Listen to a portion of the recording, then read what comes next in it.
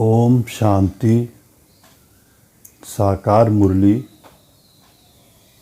28 मई 2021।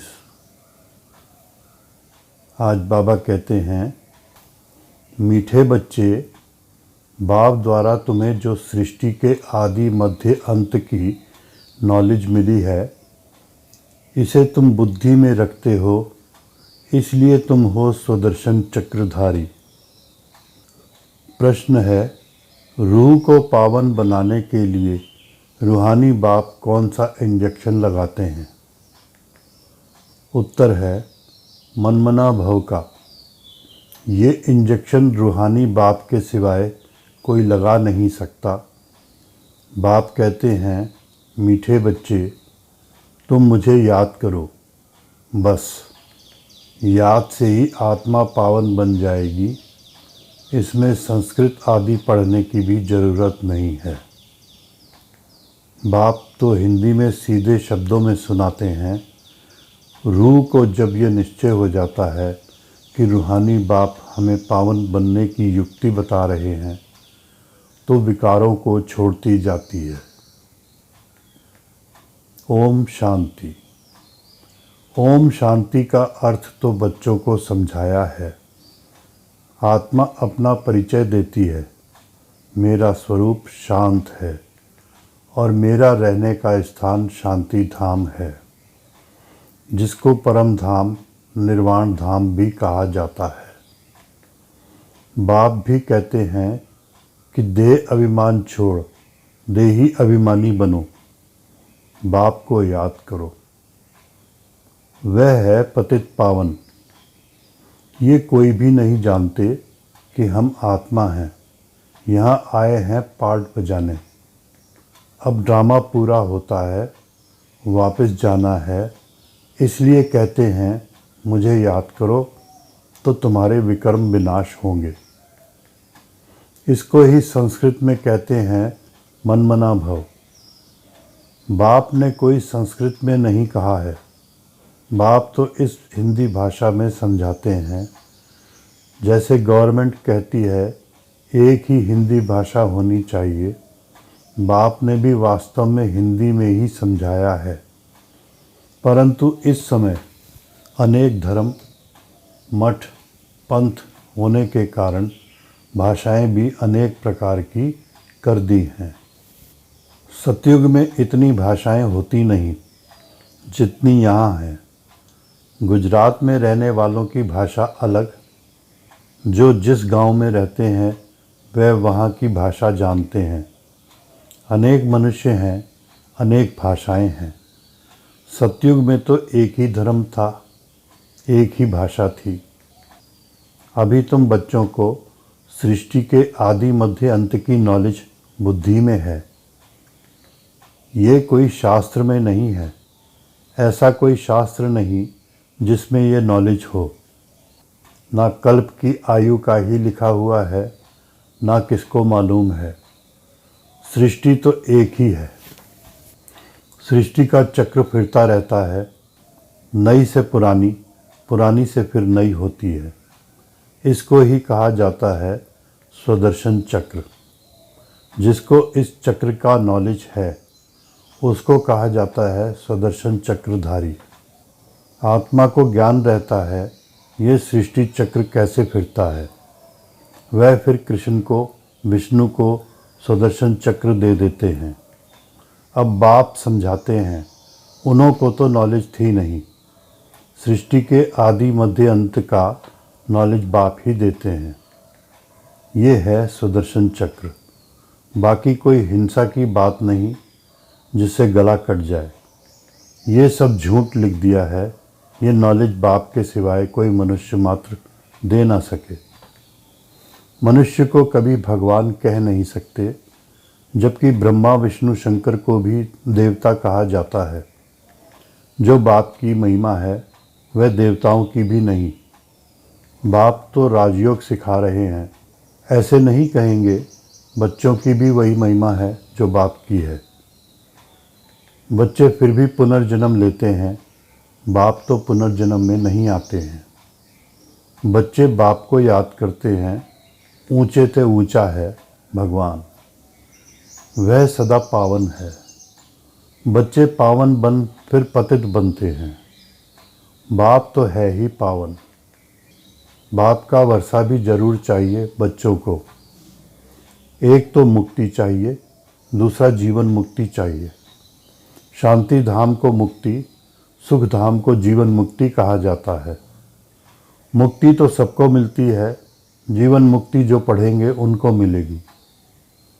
भारत में बरोबर जीवन मुक्ति थी, बाकी सब इतने मुक्ति धाम में थे। सतयुग में सिर्फ एक ही भारत खंड था। लक्ष्मी नारायण का राज्य था।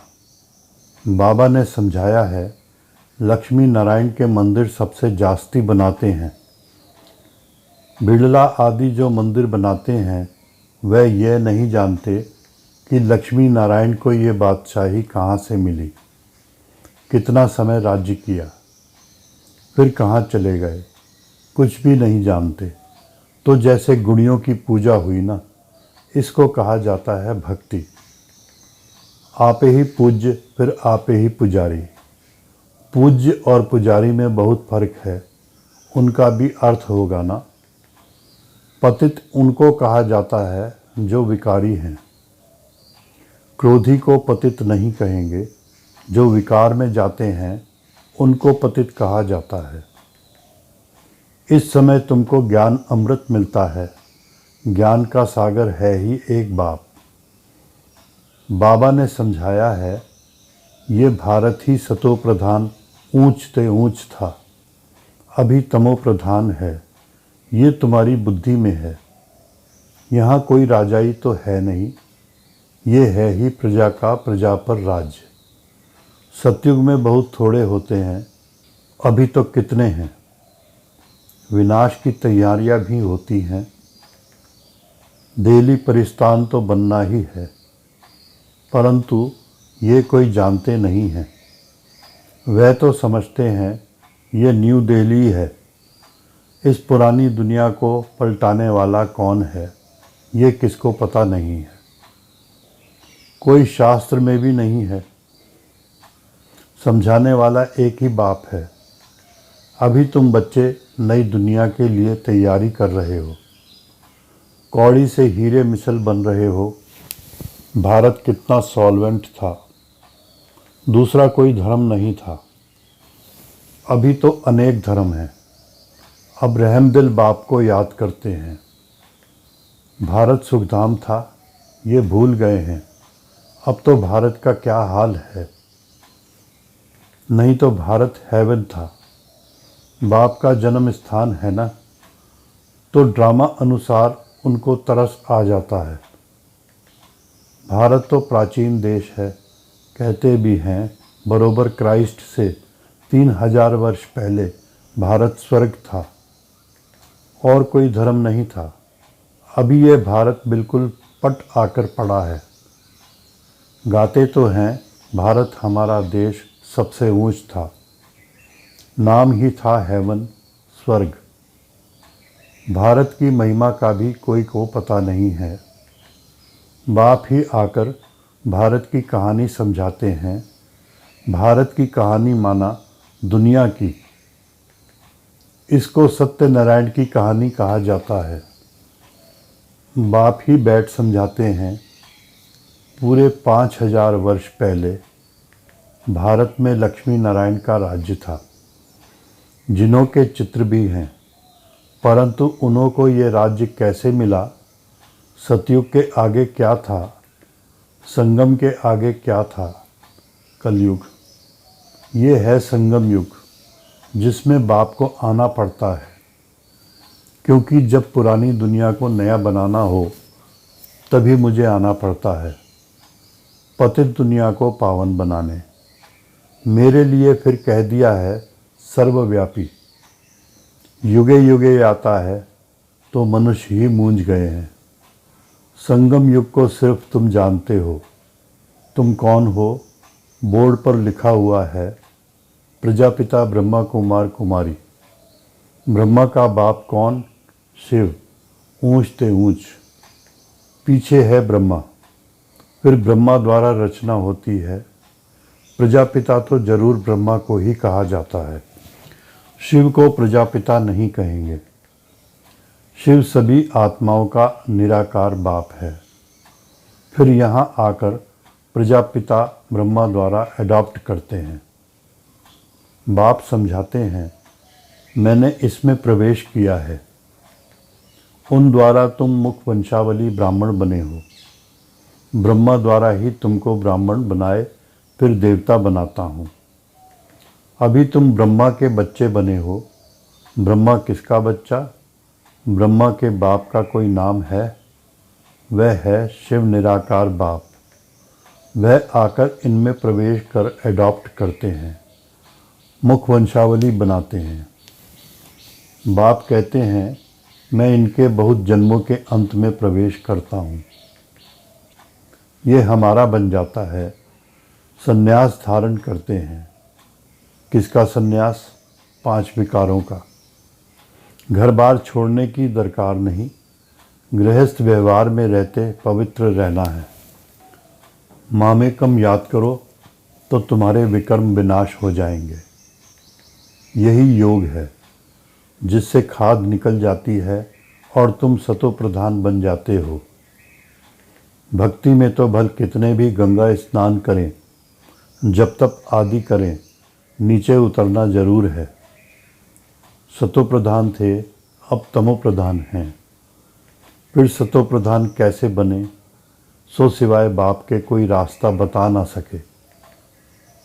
बाप तो बिल्कुल ही सहज रीति बताते हैं, मामेकम याद करो। ये आत्माओं से बात करते हैं, कोई गुजरातियों व सिंधियों से बात नहीं करते। ये है ही रूहानी ज्ञान। शास्त्रों में है जिस्मानी ज्ञान।